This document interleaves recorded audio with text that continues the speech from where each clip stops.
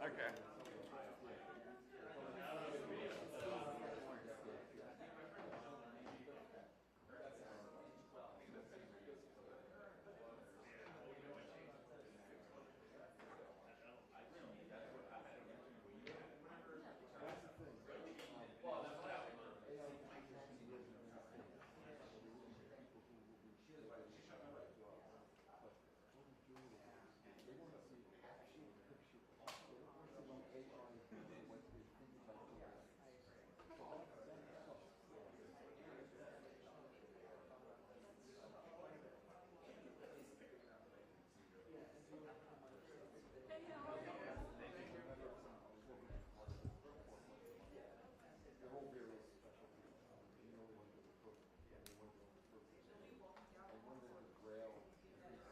Thank you.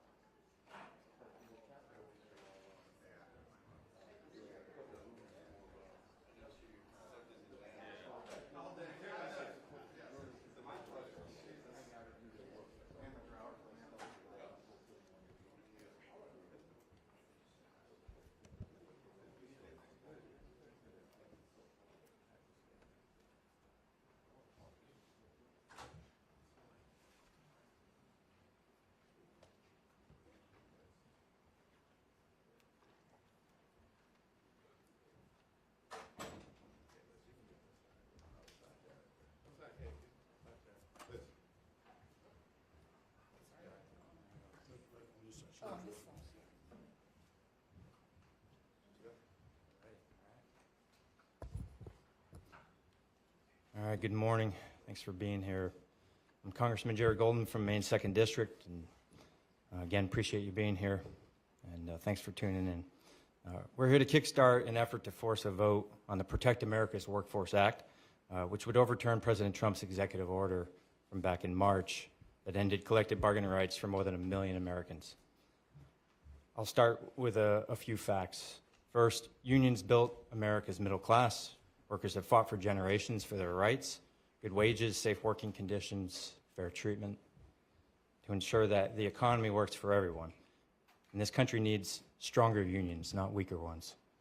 Second, President Trump said ending collective bargaining was about protecting national defense.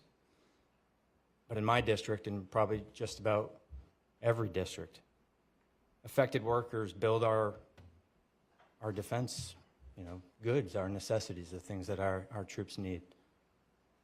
In Maine, that's often shipbuilding, warships. But they also do things like care for our veterans. I'm here to tell you that these workers make America safer and stronger every single day. Third, America didn't vote to silence workers. Poll after poll shows Americans of all political stripes support unions. That's why the Protect America's Workforce Act quickly gathered strong bipartisan support. Some of the good news here, we know if this bill comes to the House floor, we can win. We have 222 co-sponsors, including 7 Republicans. More than enough to pass the bill, but so far, no willingness to bring it to the floor from Republican leadership. I know that everyone who co-sponsored this legislation, no matter what their party is, did so because they believe that workers' rights are worth protecting. They know that when workers collectively bargain, the result is a fairer workplace with dignity and respect. And they know this order undermines core American values and leaves workers open to unfair treatment and political interference. So we're here today with my colleagues and with union leaders representing hundreds of thousands of workers to deliver a simple message. Let's just have a vote. That's why we're calling on all members of Congress to sign a discharge petition to bring this bill to the floor. The American people are watching. If every member who signed on to this bill would join us, we could overturn this union-busting action and show America that this body will protect workers' rights no matter what. So with that, I'm going to introduce our next speaker, my friend and colleague, someone you heard speak very briefly the other day for about 10 hours or something like that. But in that, a key part of it was when he spoke about his own family's personal connections to unions and the importance of collective bargaining. So House Democratic Leader Hakeem Jeffries, thanks for joining us. Well, good morning, everyone. I'm so thankful for the incredible leadership of Congressman Jared Golden, who fights hard for the people that he represents in the great state of Maine, fights hard on behalf of everyday Americans, the men and women of organized labor, and the union movement all across the country. Organized labor is facing an unprecedented assault right now as a result of the extreme actions of Donald Trump and his administration, targeting unions, targeting federal government employees, targeting organized labor in an extraordinary way.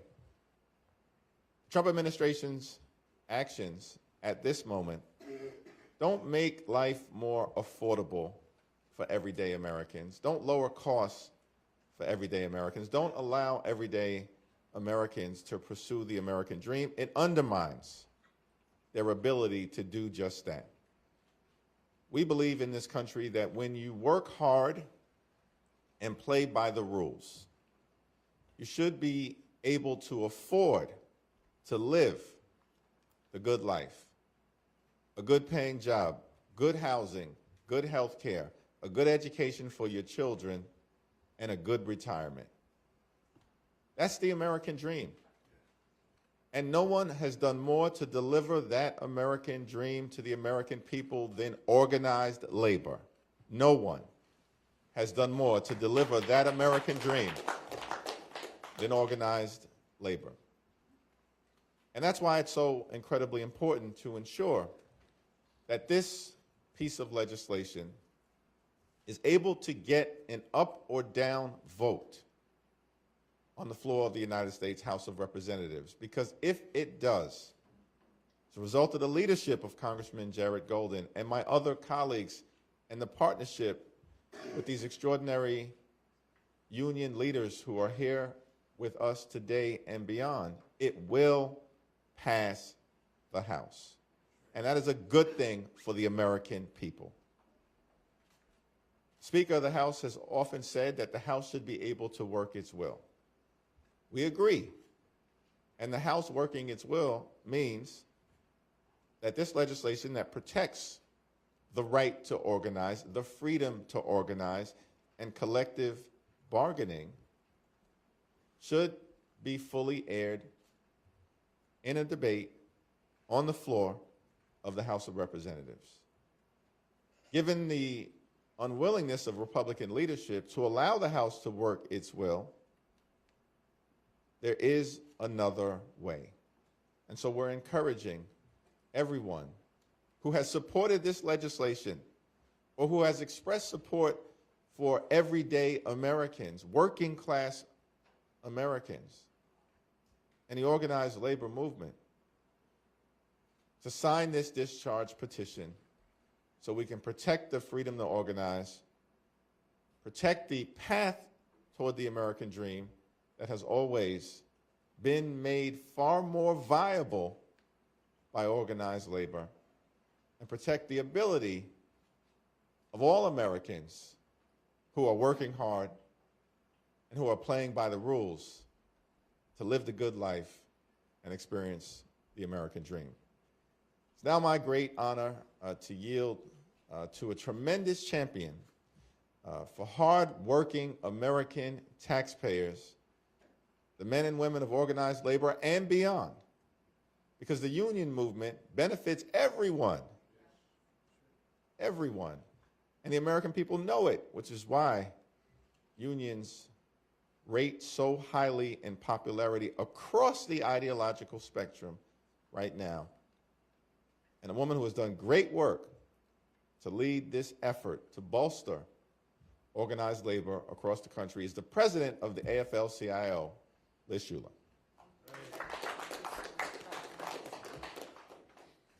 Well, good morning. Thank you so much, Leader Jeffries. And again, I'm Liz Shuler, president of the AFL-CIO.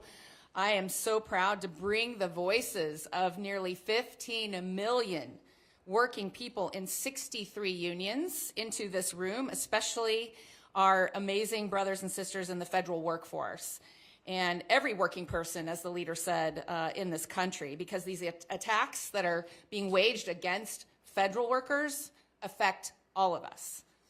And I know we're going to hear from 3 of our federal union leaders who are on the stage, who have been on the front lines of this fight and have been standing up for their members and all workers every day since this executive order dropped on March 27th. And you'll see Everett Kelly, president of the American Federation of Government Employees, standing behind me. Matt Biggs, the president of the International Federation of Technical and Professional Engineers. And Randy Irwin, the president of the National Federation of Federal Employees. And you'll hear from them shortly. But I just cannot thank them enough, really, for their resilience, their leadership during challenging times. And of course, we're seeing every union across our federation that's been standing up and fighting back alongside them every step of the way. Because we have an old saying in the labor movement, if you come after one of us, you come after all of us. And we also need to recognize we would not be here without the elected officials standing behind us and with us, especially Leader Jeffries, who has been our champion from day one. The co-sponsors of this legislation, of course, Congressman Golden, who has been unrelenting, and we want to thank you, Congressman, for your leadership, and of course, Congressman Fitzpatrick. Just want to appreciate you showing that there is another way forward in this moment where we see so much division. And we know this is the most polarized moment since the Civil War. We've been hearing from political scientists. We feel that every day here in Washington, don't we? But if you get out of DC and you actually talk to Americans in our communities, Democrats, Republicans, Independents, there's one thing they do agree on. And the leader stole my headline. It's unions. They agree on unions. 70% of Americans say they support unions, according to polls. 9 in 10 young people under the age of 30 support unions. And they think workers should have a voice on the job. They think it is common sense to have a voice on the job. And so what we saw on March 27th from this administration was the single biggest act of union busting in American history. And it defied common sense. Just a few days after that EO was signed, we started traveling across the country to hear directly from workers about what this means to them. Workers like Irma Westmoreland, a nurse at a VA hospital in Augusta, Georgia, who said, you know, suddenly we can't speak up about our patients' needs without fear of losing our jobs. Workers like Jacqueline Sandel, a letter carrier in Charlotte, who said, these are the jobs and services my friends and family count on, and suddenly no one knows what is going on. Is there a single working person in a single working family who is better off when we live in that kind of chaos? The answer is no.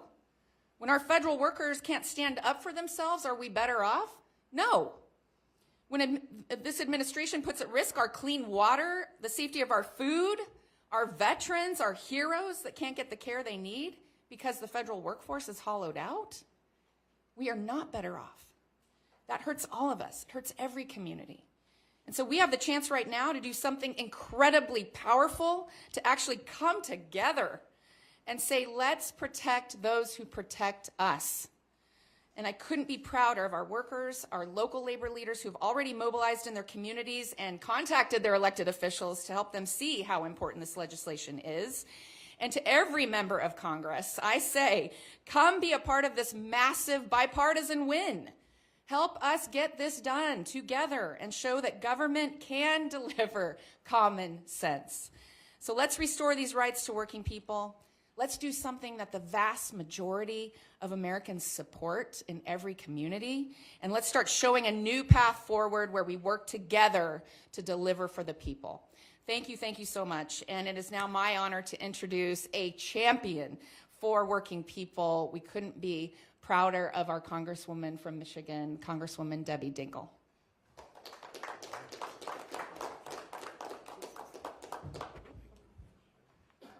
So good morning, everybody, and I first want to thank Jared and Brian Fitzpatrick for their leadership on taking a bill of such urgency. And they are like two leaders that bring people together. And I want to thank you, Congressman Golden, for your leadership in bringing us together. Hakeem Jeffries for always having the back of workers. And I'm here with labor friends, presidents of unions where I love them, but their members are ones that I'm working with and meeting with every single day on the ground. And we're just here to tell a story that people really need to understand. I am one of the co-chairs of the Congressional Labor Caucus, and I know just how critical labor rights are, not only for workers in unions, but for all American workers. Even you in the media, well, some of you in the media are unions, and you know how important they are. But people take for granted the 40-hour work week, their vacations, their sick days. They used to have pensions they could rely on. Every single worker in America has benefits because unions negotiated them, and people should never forget they're better off for what the unions have done. Congress granted collective bargaining rights for federal employees decades ago, and they have been upheld for years by the administrations of both parties, Republicans and Democrats. And now thousands of workers have had those rights taken away. I want to be very clear. This action is clear retaliation and union busting, plain and simple, and it's a threat to organized labor and workers everywhere. Federal employees are absolutely essential to keeping our country running. Liz gave a couple of examples. And you know, when people just, you know how people love to go off? I want to tell you, people do not think about how their lives are better every single day because of a federal worker. Right. When the bird flu hits and you're worried about whether your eggs are safe, why did egg prices go up? Liz talked about veterans hospitals, those nurses, those doctors, the people that care for them. When you're flying, those air traffic controllers, your post office delivery, your Social Security checks. People get touched every single day by a federal worker who keeps their life safe and better. Well, law enforcement, firefighters too. Their work keeps us safe and strong. We agree on a bipartisan basis that these workers deserve their legally mandated labor protections, and we must come together to restore them. Our federal workforce is strong because of unions. Our federal workforce is strong because I want to say this too. I am so sick of people taking cheap shots that have no truth to them. We recruit the best, the most qualified people, and we are strong when these qualified people collectively bargain in a union. I want to thank my Republican colleagues who've joined us on this bill, and I encourage those who have not yet to recognize this isn't only an opportunity, it is a moral obligation for us to work together. We must all stand in solidarity to protect workers' rights. And now it is my honor to introduce the president of the American Federation of Government Employees, Dr. Everett B. Kelly, who has many, many workers in my district of a diverse, and he is out there fighting every day. Thank you.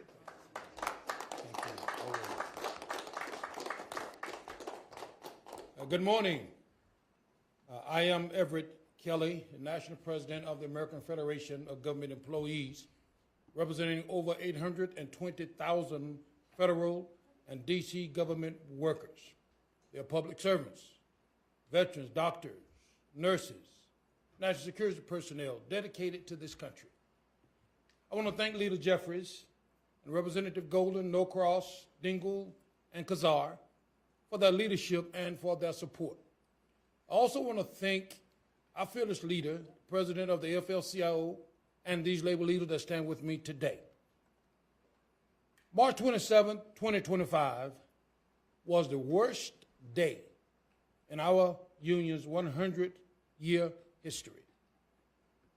Citing national security as a pretext, the president unleashed the largest attack on labor unions in the U.S. history. As a veteran and former local president at an Army depot in Alabama, I know firsthand the strong union ties that makes the workforce safer and more efficient. Claiming collective bargaining harms national security is a ruse to silence the hard-working federal employees. Now is the time to act. We must pass Representative Golden's courageous bipartisan bill, H.R. 2550, to restore these rights. The only way to do that is through a discharge petition. And if you support federal workers, I submit to you it's time to sign the petition. If you support veterans, who make up a third of the workforce, if you support human rights in the workplace, I submit to you that it's time to sign the petition. Workers, the labor movement, and the country is watching. I want to let you know that we are all watching, and we're waiting for you to do the right thing. So thank you, brothers and sisters. I would now like to introduce Congressman Greg Kazar to the podium. Thank you. Good morning. I'm Greg Casad. I'm proud to represent the heart of Texas and be chair of the Progressive Caucus. But before any of that, I was a labor organizer, and I'm still proudly an AFSCME 1624 member. Whether you are identify as a progressive or a blue dog Democrat, or if you're a conservative voter, you know that collective bargaining is there to take care of you and take care of your family. And that is why the majority of the members of the United States House say that they support this legislation to restore collective bargaining rights to our workforce. The question for Republican members of Congress is, will they vote the same way that they talk? And that's the question that we need to present the American people, because in Texas, we talk about some folks that are all hat and no cattle. And this is the moment of truth for those members of Congress on the Republican side. Will they vote with their own voters to support workers' rights in their own districts? Will they vote how they talk, or are they all talk? And that is the question that's presented to us, because working people in this country deserve politicians that do more than talk. They want to see us actually stand up for them. I'm so grateful to Congressman Jared Golden for walking the walk and leading here in Washington, D.C. on restoring collective bargaining rights to every American worker, and to my colleagues here, and also to the labor presidents and labor leaders for your fight in this time. What President Donald Trump has done by taking collective bargaining rights away from 1 million workers is he is letting everyone know across the country that he wants to come for you next. If Trump is allowed to take collective bargaining away from our federal nurses, then he's going to come after truck drivers next. If Donald Trump is allowed to come and take collective bargaining rights away from people taking your call at the Social Security Administration, then he's sure as hell coming for construction workers next. If Donald Trump is allowed to take collective bargaining rights away from our veterans, then he's coming for you next. And the House Democrats are united, and a significant number of even House Republicans have said that they will support restoring collective bargaining rights for these workers. And the question is, will they actually vote for it? I hope that the answer is yes, but I know that voters will hold us accountable for making sure that we do work for the people, not just for the billionaires who want tax breaks or the big corporations who want to be able to pay you less and less while they charge everyday Americans more and more. So we know that our voters want to see us put up a fight. And Representative Golden, working alongside Congressman Fitzpatrick and the whole House Democratic Caucus, are ready to put up that fight for working Americans. And I think that everybody here in the press should be watching this closely, because we hear big talk from some Republicans saying they want to be the party of workers or party of the working class. They put their name on bills like this. We're just calling for an actual vote, because this is the biggest erosion of collective bargaining rights in our lifetimes, and we have a chance to turn it around. Like I said, I'm so grateful to our federal workers every day, and even more grateful to their union leadership who fight every day on their behalf. So next, I'm proud to call up Randy Irwin, who is the national president of the National Federation of Federal Employees. Great to be here today. I want to thank Representative Golden. Thank you so much for introducing this critical piece of legislation, critical bipartisan legislation.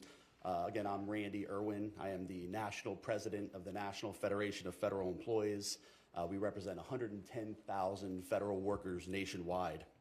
I do want to first thank the federal employees out there for the incredible work that they do every day, keeping our military ready, caring for our cherished veterans, caring for all of our public lands, maintaining our homeland security, guaranteeing clean air and clean water, safe food and safe air travel, secure borders and secure passports, and so many other essential services that the American people rely on.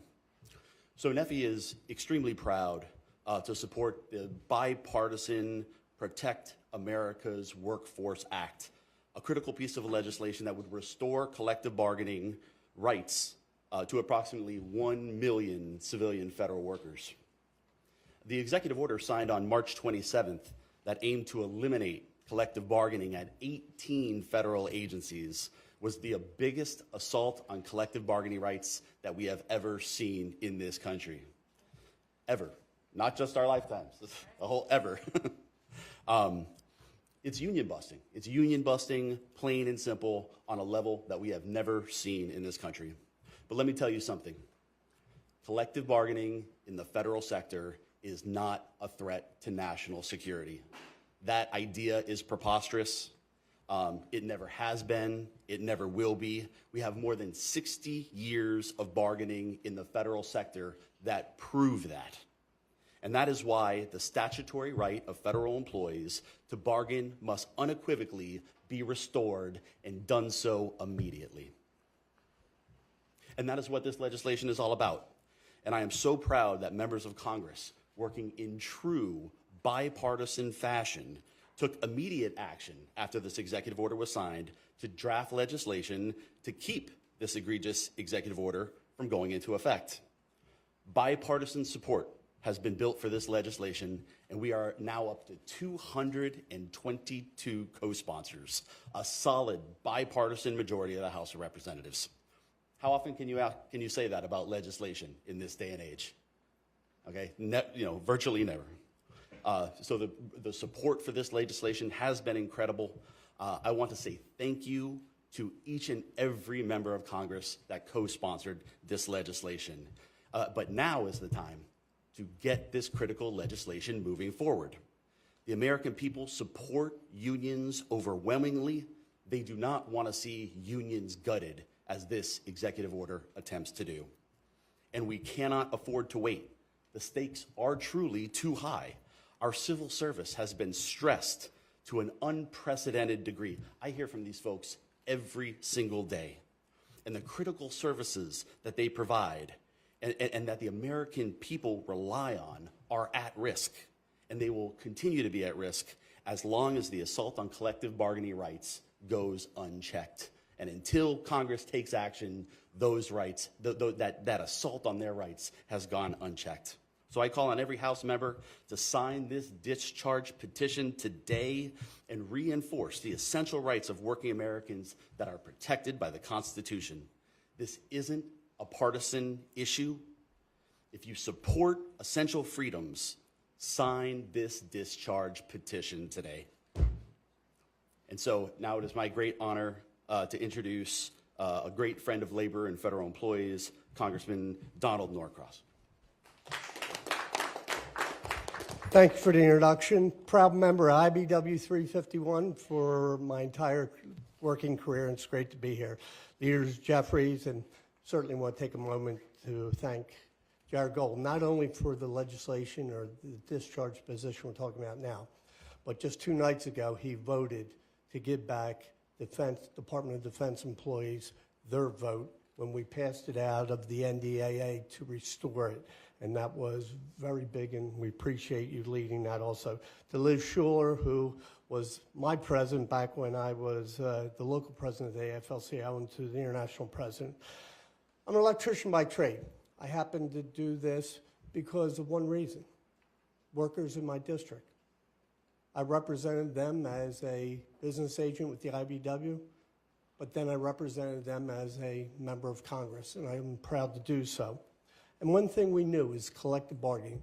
The right to collective bargaining is essential in our world.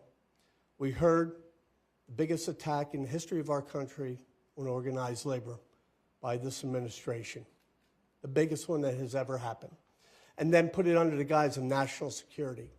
But it's okay that the workers who build the F-35, who build the destroyers in your district, are all represented by unions. That's the difference. That's the big lie that we continue to hear. That's why the NDAA amendment that we had to restore the right of workers for the Department of Defense passed in a bipartisan manner. And I want to thank all those members, both Democrats and Republicans, who voted for it. And it's a great setup for what we're talking about today, the discharge petition. We get to get 3 shots. You get to sign the petition, you get to sponsor legislation, and then you get to actually do what they're doing, and that's to vote for it.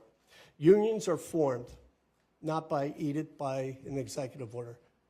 They are voted by the members. Democracy. 60 years ago, those members took a vote, and here we are, that sacred vote. And to quote a famous President Trump, "Stop the steal." He's trying to take their vote away. And that's why we're asking for folks to get down to the floor, sign the petition. And that is incredibly important. President Trump, stop the steal. And to wrap things up, as a dear friend I've known for so many years, the president of the IFPTE, please welcome Matt Biggs. Congressman Norcross, thank you. We represent a lot, over 10,000 members in New Jersey. You're a great champion for our members and for workers, working Americans. Congresswoman Dingell, thanks for your leadership on the Labor Caucus. Huge union supporter, thank you. Congressman Kassar, thank you for your support as well. And Congressman Golden, I just want to thank you for leading the effort on this bill. IFPTE, we represent some 2,000 members at the Portsmouth Naval Shipyard, where Congressman Golden is state of Maine. And those workers, when that executive order was signed, lost their collective bargaining rights like that. They didn't do anything to deserve it. I mean, they protect our national security.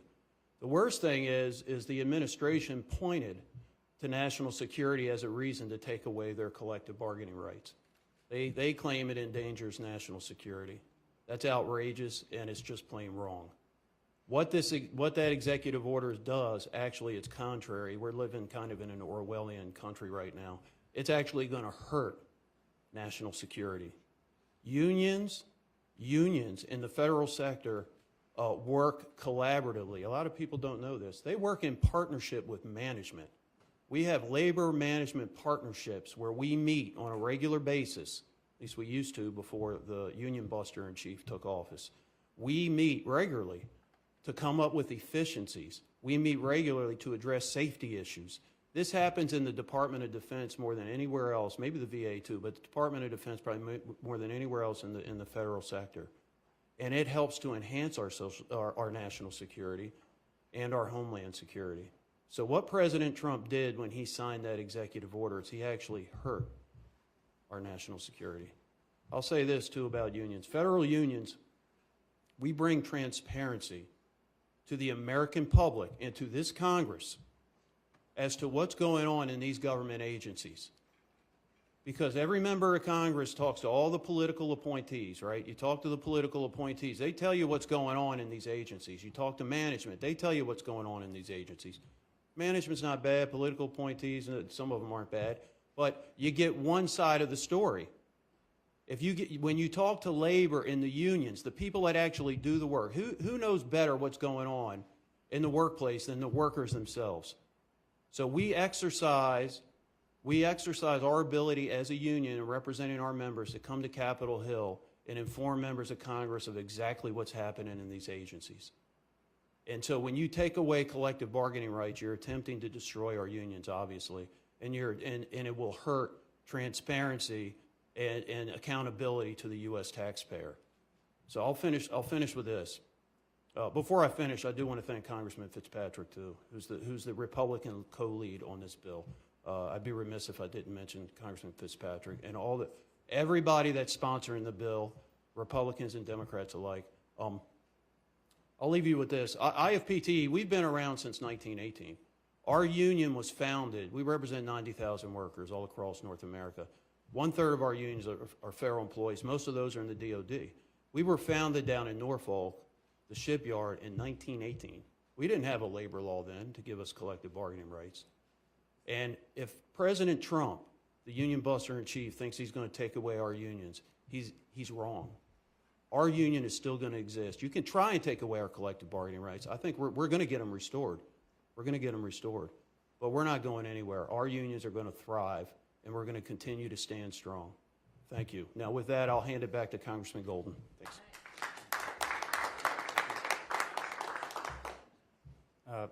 Mario, I'm going to let you choose who gets to ask questions.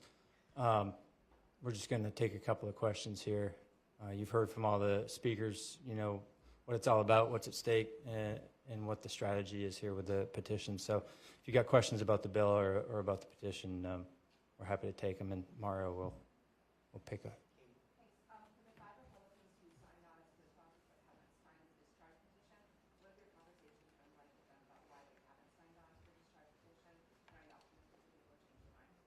Yeah, I mean, I think you'll notice that this is, you know, a positive conversation here.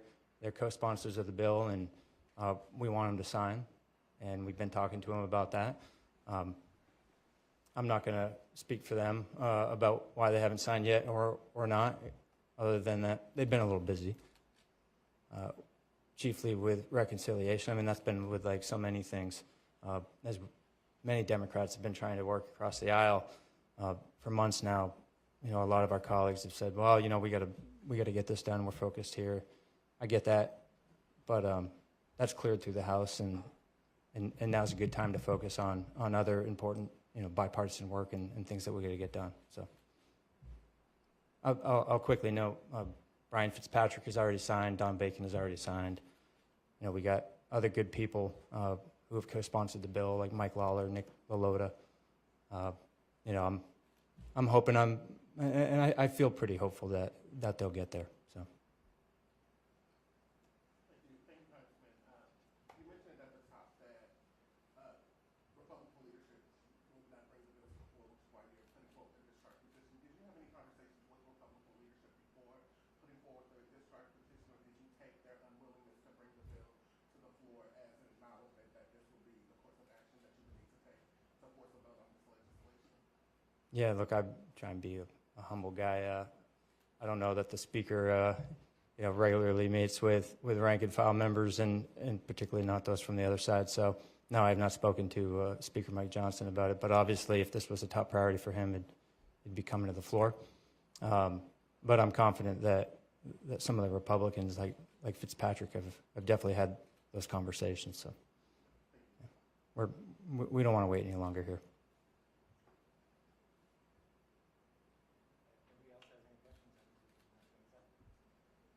All right. Thank you very much.